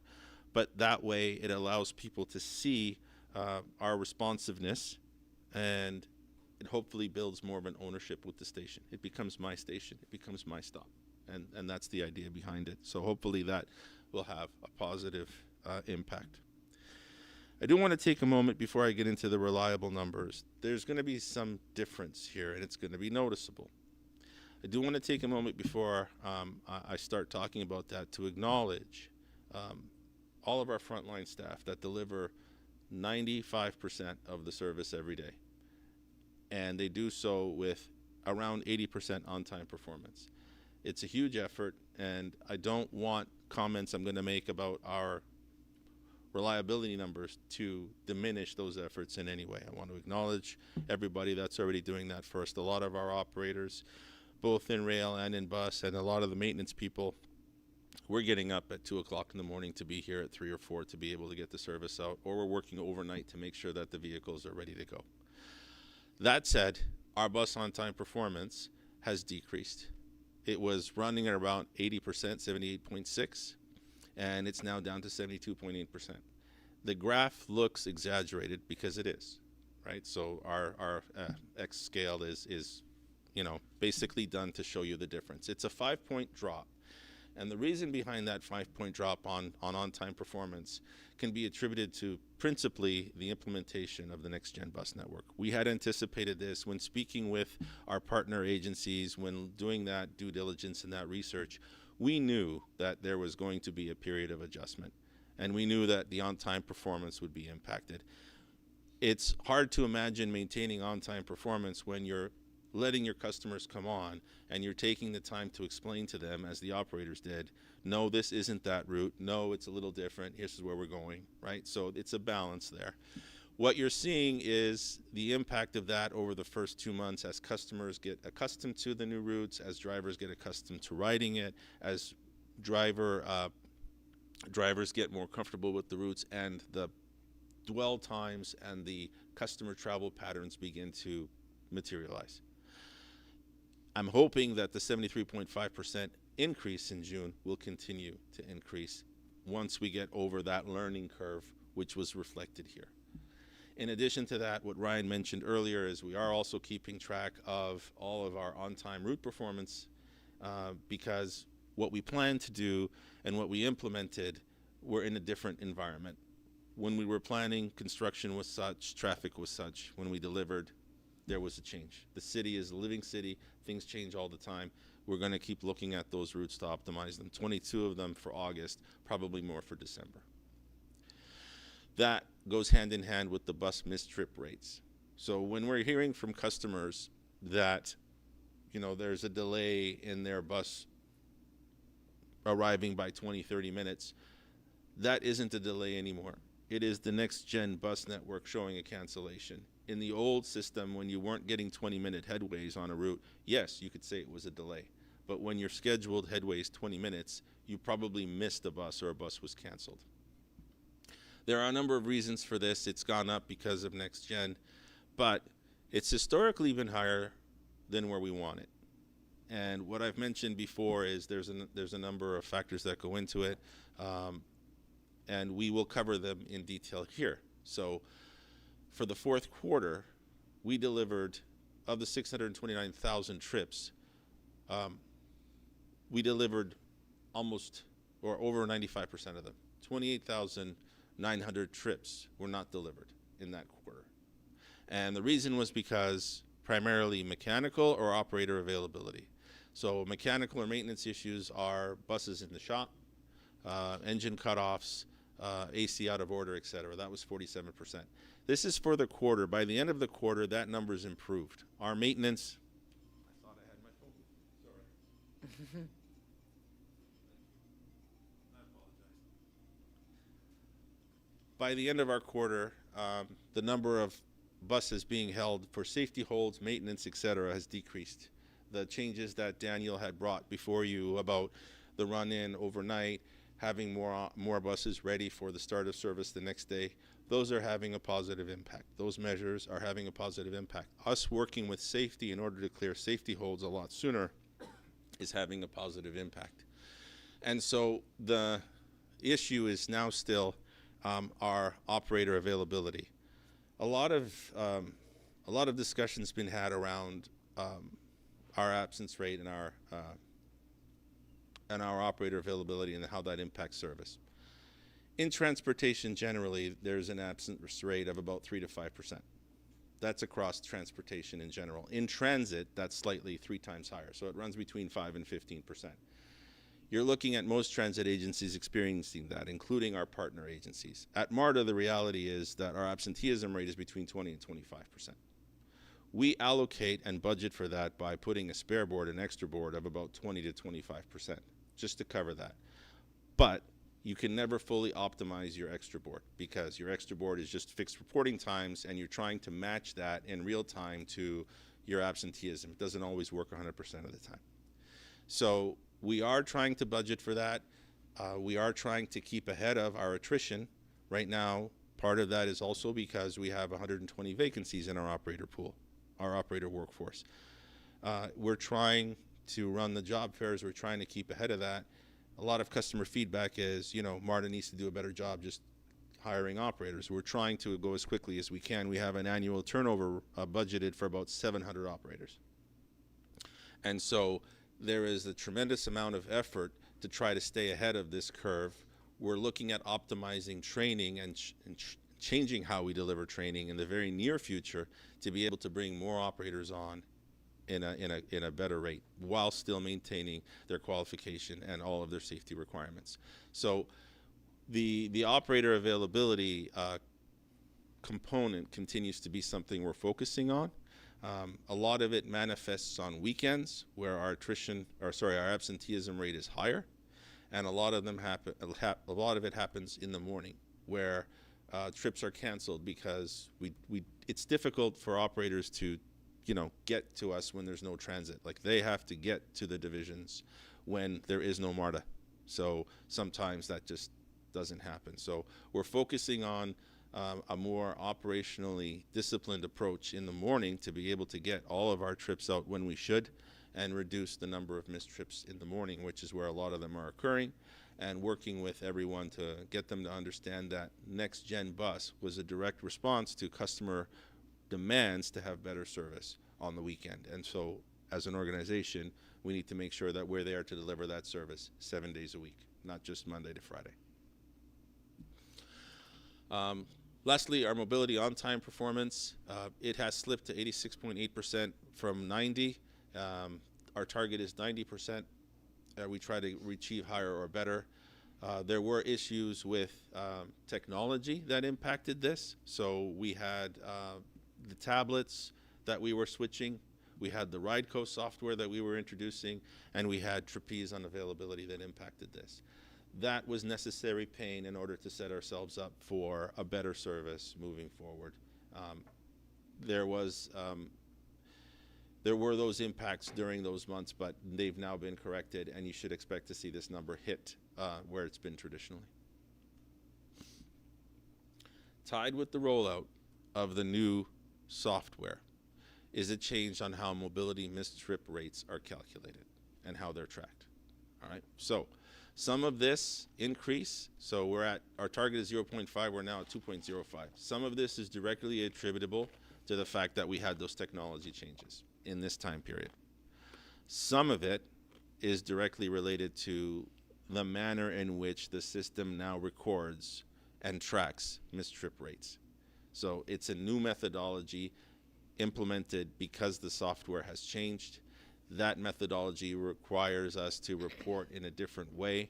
And so we don't know what the total impact is because there's two factors at play here. Once we move a few months away from this, we will know what the technology change was and we'll know what the new baseline should be. Okay, so it's not as though the service has degraded or changed in any way. It's just that the manner in which we're reporting it has changed, and so the number will be skewed.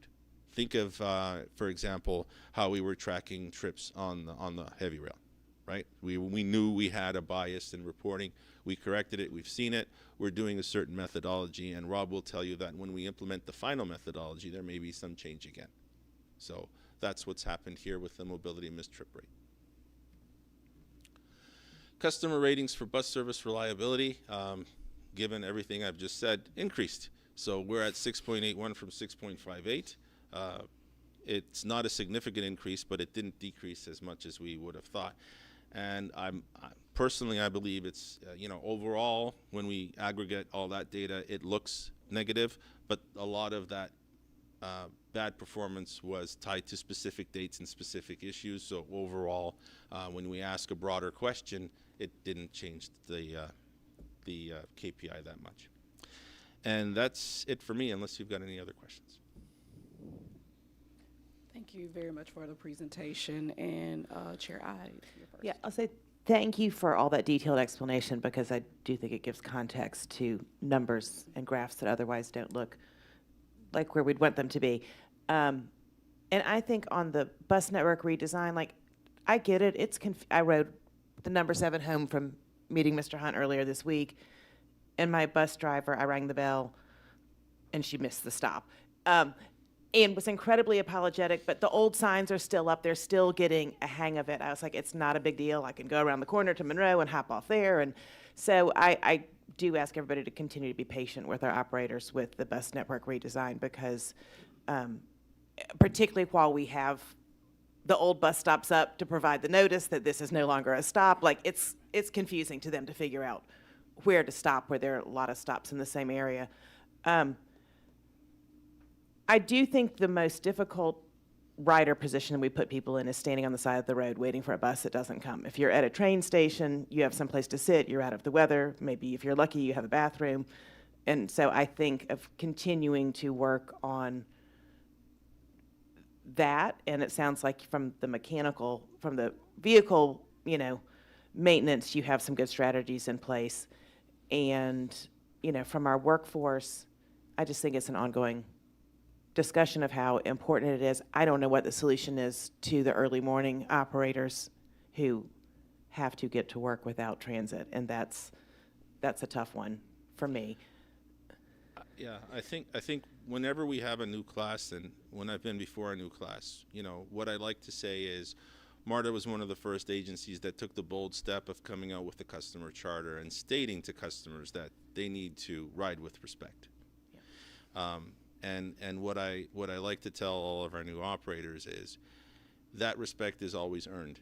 And in order to earn it, you need to respect the ride. So, it's going to be difficult. It's not an easy job, which is why we're very thankful for, the 95% that does get delivered 80% on time, and of the efforts of those people. But there is some discussions that we have to have with certain people, certain individuals, if it becomes an issue, in consultation with our union partners, to say that there needs to be that higher level of engagement and operational discipline.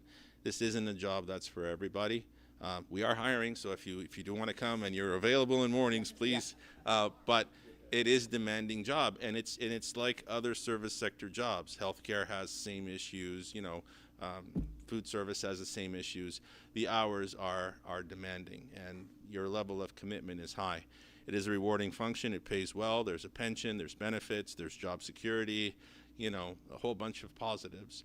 But because of the turnover and because of just the size of the workforce, there will always be some people that we'll have to engage with and hopefully help them improve their performance. Well, we as a board are always thankful and appreciative of our workforce, and just appreciative of you to continue that dialogue with them to make it a win-win for the system and the riders and our MARTA team members. Thanks. Ms. Pollock. Thank you, and I love these briefings, so thank you so much for being so thorough. I'm so enthusiastic about what you mentioned about the SLAs and coming through to the customer. I'm wondering if I'm the #1 reporter on the app.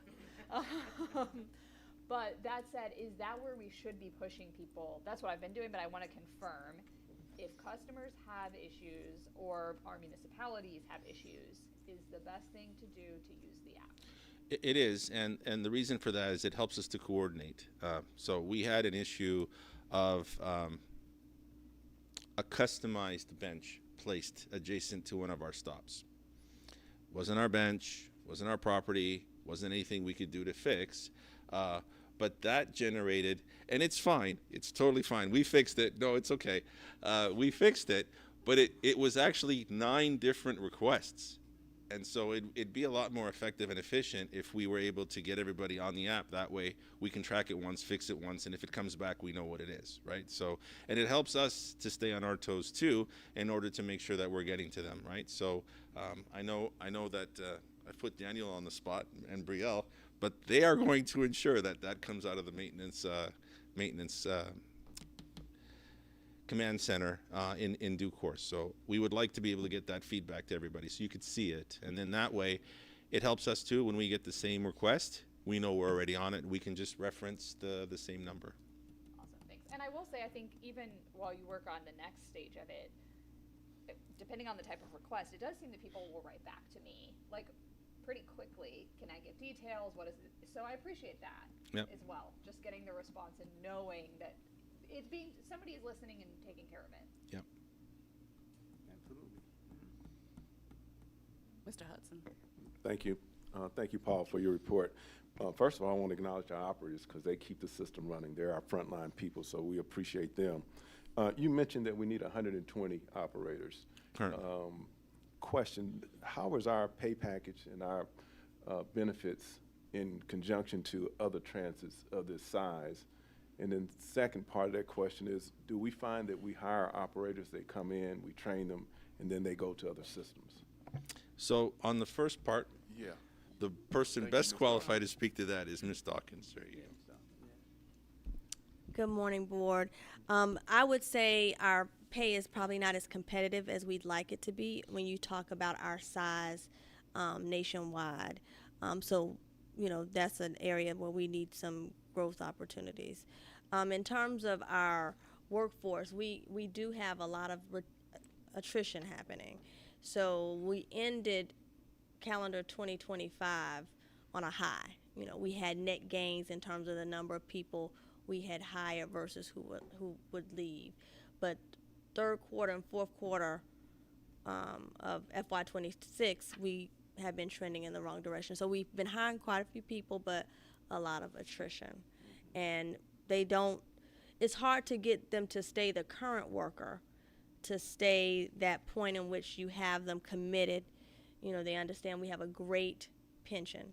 So that's an amazing benefit. We have that, you know, most people can't compete with in the region as well as across the country because those pensions are going away. We have a great fully funded pension for our represented workforce. But the current worker, individuals who are looking for jobs today, don't necessarily value that in the same way that they did in the past. So they want the immediate disposable income that they can work with. But we do have an extremely competitive pension package, which is a big cost to our bottom line. And but it's hard to get the current worker to stay long enough to realize that and get vested in that. Yeah. I know that's typical in the workforce now, you know, especially younger workers. They typically were in and out. I just wondered if we were experiencing the expense of training them and then they go to a neighboring system and then go get higher pay. Yes, but the neighboring systems really can't, they have limited capacity in terms of the people they can hire. And what we also find is that we have very stringent standards in terms of our workforce. So we do have a number of people who wash out in the training process that they just don't meet the criteria that we need to provide the safe and reliable service that we want. But you know, there is some attrition that can go to the neighboring properties, but that is not necessarily the solution. They may find other unlike jobs in the workforce that meet their needs. Okay. Thank you. Thank you for your response. Mr. Frierson. Yes, I wanted to say thank you. I think that we've made some real big progress in what we've been trying to do to measure what our customers feel and experience out in the marketplace. I love the MARTA app. Okay, I've used it now more than ever. And it allows you to take pictures of different things, like we've had some benches that may have been damaged because of accidents, and so I'll be able to upload pictures and comments. I may have been one of those persons that reported the 8 different incidents No, it's fine. concerning It's fine. Don't worry. bench. Don't worry. Because we see it in different spaces, and our customers who use Nextdoor and other social media, they report issues when it comes to these things. So we always try to make sure we get it in a place where MARTA can fix those things. And I do appreciate what you're doing out there. And I want to say thank you to the frontline bus operators. One of the things that you realize when you do ride a bus is you really experience what they experience as they become the public face of our customers. And you just get on the bus and ride and just watch and listen. You'll see how they have to navigate that. And so it is a big responsibility, and I do appreciate all that they do, and I appreciate what you're doing to help it easier for them to do what they need to do. So thank you for the numbers. It really does help us measure where we are, and I appreciate it. All right? Thank you. Thank you. Okay, thank you. And I just have just a couple of questions for you. As far as the safe, I know we're talking about safety on buses. Is some of those numbers attributed to safety at the stops? And the reason why I ask is I've asked about several times working with GDOT on South Fulton Parkway, because like I said, if, you know, the speed limit, yes, it is supposed to be 55, but I know it's not. And so, you know, when you have people who are standing on the side of the roads or whatever, it, you know, like today, the rain was, you know, just kind of came down as a deluge. My question is, are we looking at certain stops and areas to make it a little safer for them waiting for the bus? So the Safe Routes for Transit program we've spoken of a few times. We still continue to roll out amenities to different stops. We continue to work with different jurisdictions in order to improve the area around stops. If we need to add a sidewalk, if we need to add a crosswalk, or put in a controlled intersection. So we're always looking to improve safety at each one of our stops. We can't get to them all, there's 8,000 of them, but we do have criteria in terms of usage and in terms of, you know, working with our safety department to determine like a priority list of which ones get hit first. So we are still rolling out improvements at stops. It may not be as quick as everybody would like, but there are funding realities, there are, you know, capacity realities that we have to address in doing so. And so we're hoping to improve that as we go. Again, some of it is tied to the environment, the immediate environment, and how you're feeling about traffic. Some of it is tied to just, you know, in and around the area you're at. So we get a lot of customer comments on how they feel or don't feel safe at a certain bus stop in a certain area. And Chief will be sending out bus patrol now that our numbers are back up in order to address the higher commented routes in order to help with people feeling a little bit more secure and safe. Okay. And then when we talk about cleanliness, I know many municipalities have the See, Click, Fix app. Is there, and I know we have the MARTA app, but for those non-MARTA patrons who, or not patrons, but non-MARTA riders who may see, you know, a bus shelter needing trash removal, is there a possibility that a link could be set up, like if I go to See, Click, Fix, and it's like, hey, MARTA, stop, that maybe can hyperlink? I may be very technical and not being an IT person, could link to our app. We want to direct everybody, whether you're a MARTA rider or not, to the CNSA app, so everything funnels to one place. There's QR codes and notices and where you can upload it. You do not need to be a MARTA rider to use the CNSA app, and if you see something as you're going by, click it, send it to us, and we will act on it. Okay, all right, no problem. And again, just to amplify, we appreciate our operators, and we know it's, you know, servicing the public is a hard job, and so we appreciate each of them. And out of curiosity, what's the age limit that you need to, how old you have to be a MARTA operator? 21. 21? If you're 21 or older, we'll hire you. We will do a background check to see if you have an acceptable driving record, so no serious convictions. And then we will put you through the paces, and you'll be behind a bus confidently helping customers, happily engaging with them, which is what I experience every day when I ride, you know, and having a great time with your fellow patrons and customers on the way in when you let MARTA drive. All right, 21-year-olds. Yes. All right. If no other question for Mr. Lopes, thank you very much. Thank you very much. And in our other matters, we have the FY26 June key performance indicators that are for your informational review. And if there are no other matters for this committee, it's adjourned.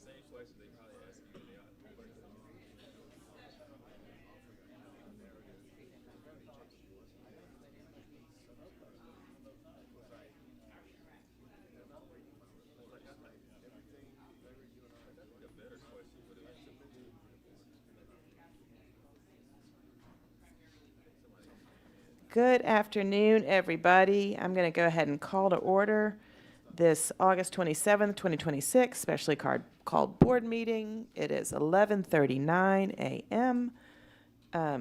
We have quorum. Thank you, everybody, for adjusting your schedules for this. Ms. Nash, do we have any potential items for executive session? Yes, we have a litigation item for executive session. Okay. Board, this is an item that we discussed in executive session 2 weeks ago, so I am happy to entertain a motion to go into executive session if we need to have further discussion. It would be on the resolution to approve a settlement for the enhanced bus service for the city of Atlanta. So if there's a motion to go into executive session, we can do that. If not, I can read the resolution. All right. I don't see anybody's hand or lights up. So, Ms. Nash, we are not going to go into executive session. Would you please read in the resolution? All right.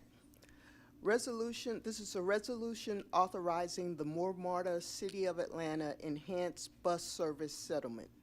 Whereas MARTA was adopted by voters November 2016, and whereas in October 2018, the MARTA Board of Directors adopted a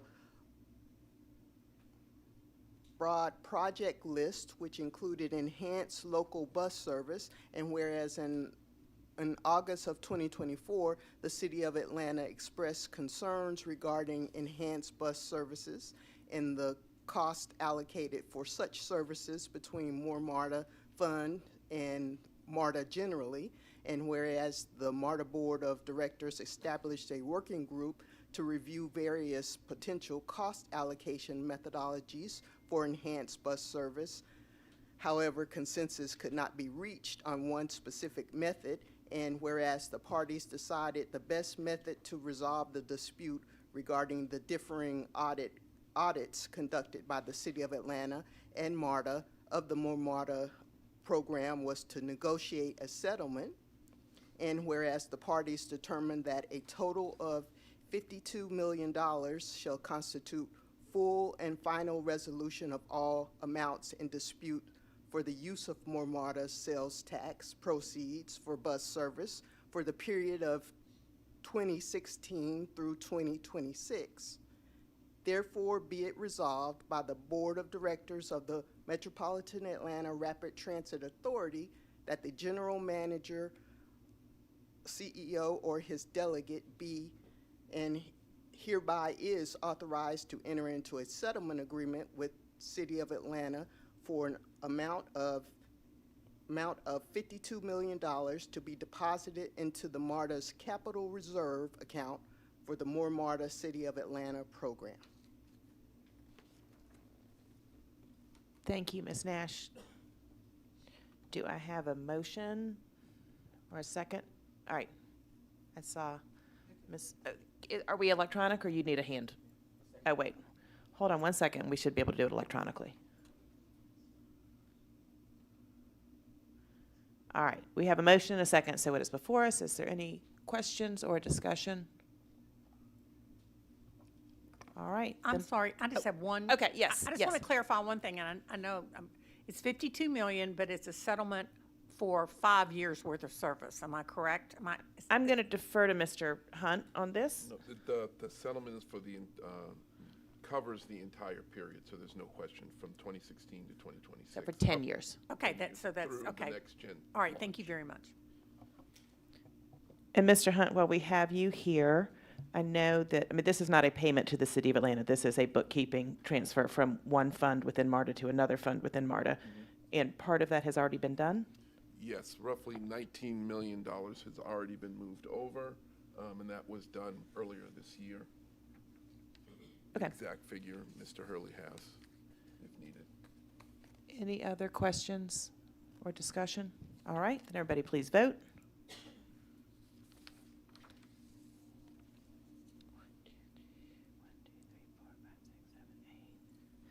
That is everybody, 8 in favor. Thank you. The matter passes. Ms. Nash, do we have anything else before the board today? Oh, 1 minute.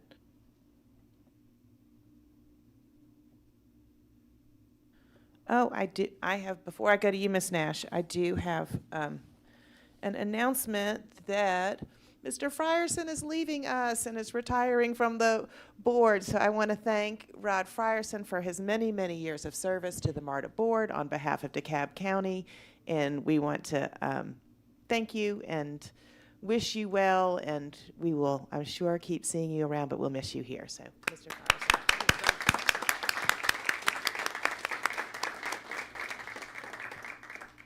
Thank you, Madam Chair. Just to add a few background on that, it's been a joy to be on this board. I was appointed by Michael Thurman, CEO Thurman, and I have really grown a lot to understand the value of transit and the impact that it brings to the region here in Atlanta. And I continue to serve right now to this moment because of CEO Lorraine Conker Johnson, which I am grateful for. You'll see me in other spaces. I will always be a champion for MARTA. It is a part of who I am right now, and I will continue to do that. And I look forward to the growth that we are all going to be experiencing as we begin to expand MARTA. And also, you know, and as much as we can do to get others to participate in what we're doing is what this is all about. And it's impactful. So I'm grateful to serve. I'm grateful for all the board members who helped me as I came in on the board. And I can't name so many of them, but it's been such a joy for them to help me in this transition. So glad to serve, and I wish everybody well, and we're going to do well as a transit agency. So thank you. Thank you for allowing me to be on this board. Thank you. And GM Hunt and the board have something for you, but we don't have it today. So we're going to coordinate with you on what board meeting you can come back on when the rest of our colleagues are here, Sure. and we can properly recognize you with everybody here and a small gift. All right, Ms. Nash, was there anything else we needed to address today? No, nothing else. All right, any comments, anything else from board members? All right, if not, the MARTA Board of Directors meeting is adjourned. Thank you, everybody.